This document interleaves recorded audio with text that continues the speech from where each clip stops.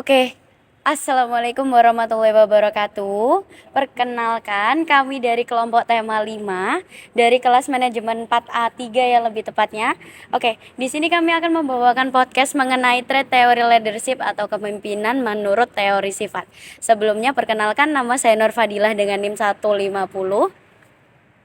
Perkenalkan, nama saya Bayu Ardiansyah dengan NIM 125.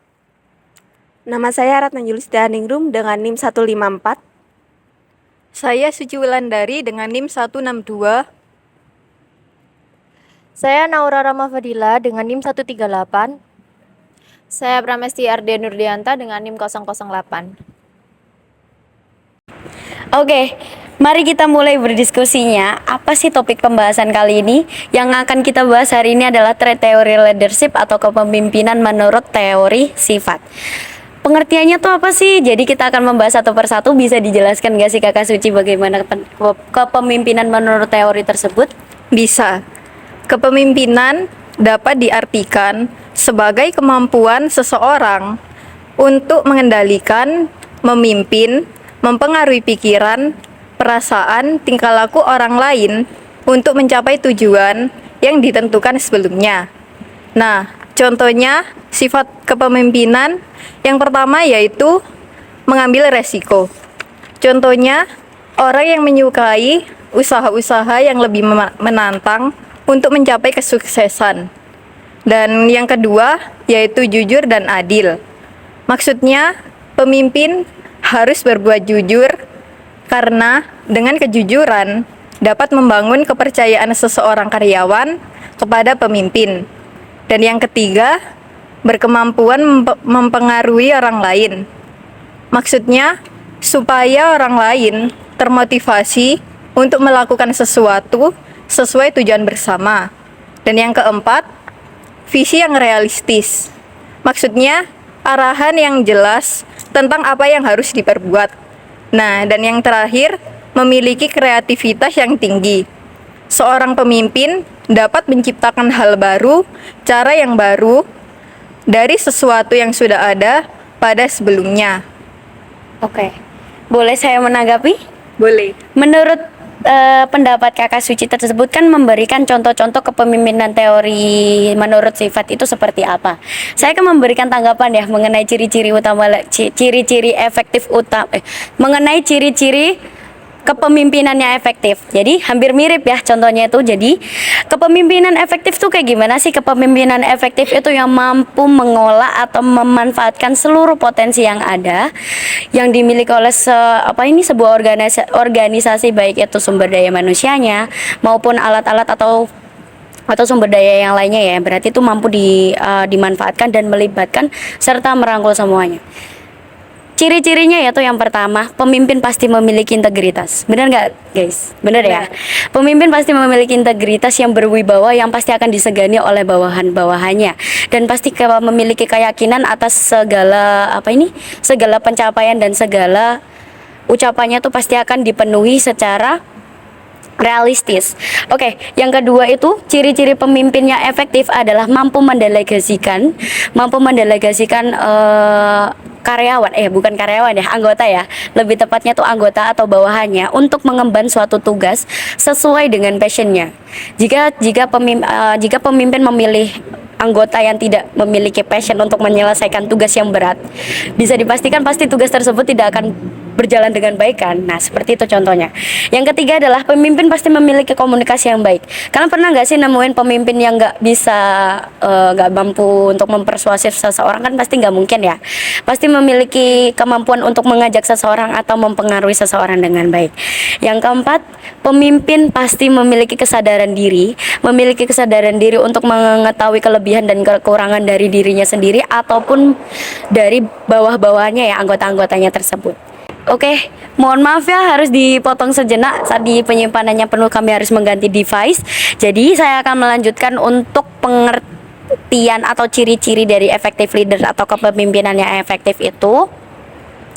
Yang terakhir menurut pendapat saya adalah sikap tangkas. Pemimpin memiliki ciri-ciri sikap tangkas yaitu tanggap dalam menghadapi sebuah perubahan, ya kan nggak mungkin kalau misalnya pemimpin memiliki sikap lamban. Kalau memiliki sikap lamban pasti kan organisasi tersebut pasti akan memundur ya, semakin berjalannya waktu pasti akan mundur dan otomatis pemimpin tersebut harus digantikan. Maka dari itu pemimpin pasti akan memiliki ciri-ciri yang tangkas dalam menghadapi segala perubahan yang ada. Ada pendapat lain? Boleh saya menambahkan? Oke, silahkan. Baiklah, saya akan menambahkan tentang ciri pemimpin yang efektif, yaitu pengaruh, empati dan berani, serta hormat. Pengaruh sendiri berarti kemampuan pemimpin untuk meyakinkan dengan taktik yang dapat mempengaruhi secara emosional yang menginspirasi dan efektif dari seorang pemimpin. Ketika seorang pemimpin dapat mempengaruhi orang lain, maka dia dapat dengan mudah dapat menemukan orang yang berkualitas dan dapat dipercayai. Kemudian empati dan berani. Empati sendiri berarti dapat memahami perasaan orang lain. Sedangkan berani di sini yang dimaksud adalah berani mengambil resiko. Ketika seseorang tidak berani atau tidak mau mengambil resiko karena takut akan tanggung jawab, maka orang tersebut tidak dapat disebut sebagai seorang pemimpin. Terakhir adalah hormat. Dengan memperlakukan orang lain dengan hormat merupakan hal yang penting bagi seorang pemimpin, karena hal ini akan meredakan ketegangan dan konflik serta menciptakan lingkungan yang efektif dan tentram. Ya, seperti itu. Mungkin ada tambahan? Oke. Menurut pembahasan yang telah saya jelaskan dan Kakak Ratna tadi jelaskan, saya ada pendapat nih. Saya akan menanyakan apakah ada teori yang melandasi hal-hal pemimpin untuk memiliki ciri-ciri tersebut. Kira-kira apa aja ya Kak Ratna? Bisa dijelaskan lagi? Baik. Ada beberapa teori kepemimpinan, yaitu teori genetis, sosial, dan ekologi. Teori genetis adalah pemimpin tidak dibentuk, tetapi dilahirkan dengan kemampuan dan bakat. Teori ini berpendapat bahwa tidak semua orang dapat menjadi seorang pemimpin. Hanya orang yang memiliki bakat dan pembawaan saja yang dapat menjadi seorang pemimpin. Kemudian teori sosial. Teori ini berpendapat bahwa setiap orang dapat menjadi seorang pemimpin asal diberi kesempatan dan diberi pembinaan serta lingkungan yang mendukung untuk dapat memiliki pembawaan dan bakat menjadi seorang pemimpin. Terakhir adalah teori ekologi. Teori ini merupakan gabungan dari dua teori sebelumnya, yaitu gabungan dari teori genetis dan sosial. Teori ini berpendapat bahwa pemimpin membutuhkan bakat sejak lahir, tetapi harus tetap dibangun agar terus berkembang dan untuk mengembangkannya diperlukan lingkungan yang mendukung. Ya, itu merupakan teori-teori kepemimpinan yang bisa saya jelaskan. Mungkin ada yang bisa ditambah. Oke, cukup ya. Dirasa untuk materi ini cukup. Apakah kalian ada pertanyaan? Nggak ada ya kira-kira? Oke, saya akan melanjutkan untuk yang topik berikutnya, yaitu untuk mereview jurnal. Jurnal apa sih sebenarnya akan kita bahas di sini? Jadi kita akan membahas mengenai teori dan fungsi kepemimpinan dalam dunia pendidikan. Kira-kira isi ataupun konteks yang ada di dalam jurnal tersebut secara garis besar itu seperti apa ya? Bisa dijelaskan nggak sih Kakak Naura? Bisa banget. Di sini saya akan menjelaskan isi dari review jurnal tersebut ya menurut pendapat saya. Jadi dalam menjalankan tugas sebagai pemimpin ada beberapa fungsi kepemimpinan, yaitu fungsi perencanaan, fungsi memandang ke depan, fungsi pengembangan loyalitas, fungsi pengawasan, fungsi mengambil keputusan, dan yang terakhir fungsi memberi motivasi. Selanjutnya ada teori juga ya yang seperti diucapkan Kakak Ratna tadi, yaitu beberapa teori kepemimpinan. Yang pertama yaitu teori genetik atau genetis, dan yang kedua teori sosial, dan yang ketiga teori ekologi. Saya akan menjelaskan satu persatu. Teori genetik atau genetis yaitu seseorang yang dapat menjadi pemimpin karena memang dilahirkan menjadi pemimpin dan bukan untuk dibuat atau dididik untuk hal tersebut.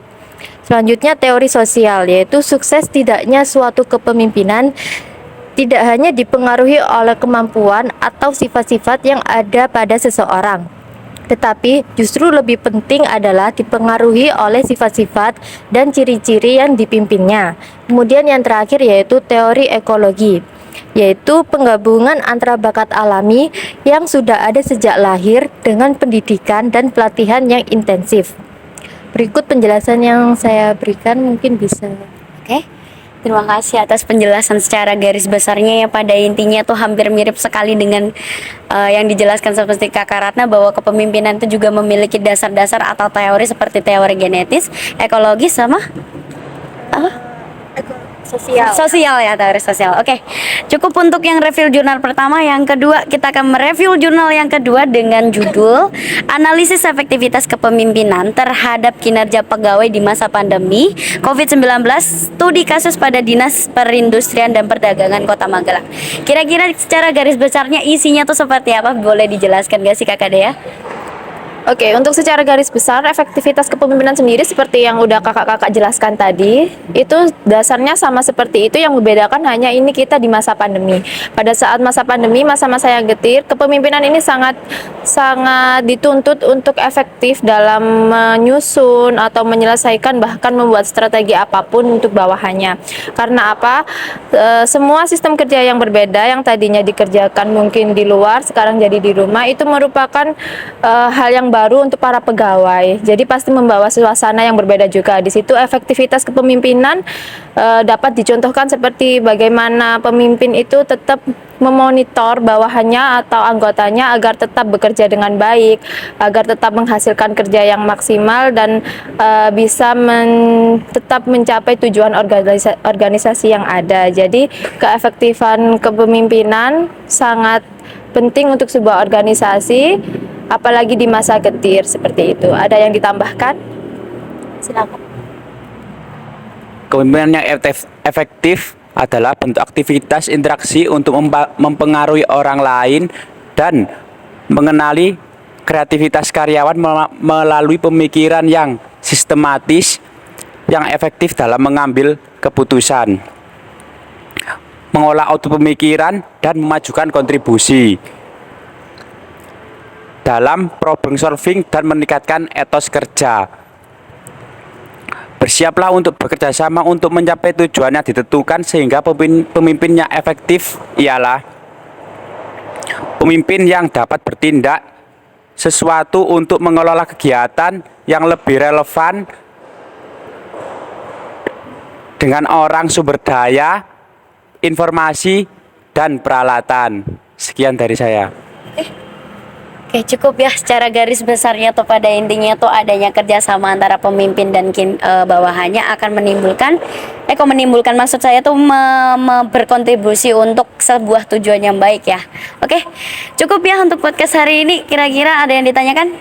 Gak ada ya. Oke, cukup untuk sekian. Mohon maaf apabila ada kesalahan kata. Kami akhiri. Wassalamualaikum warahmatullahi wabarakatuh.